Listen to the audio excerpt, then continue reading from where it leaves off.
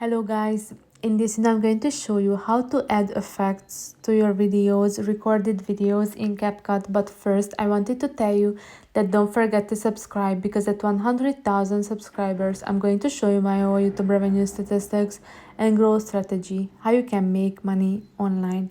So let's jump into it. After you open the CapCut app, you can see at the top section of the screen the camera option. Click on it, and now you can see that you can record one shot or multi clips, like 15-second clips or 60-second clips or 3-minute clips. And you can see that there is this effect option with that smiley, and you just have to click on it. And now you can see that there are several options that you can use, and you can see at the top section that there are like topics or categories like techniques, green screen, makeup, atmosphere, retro, and so on.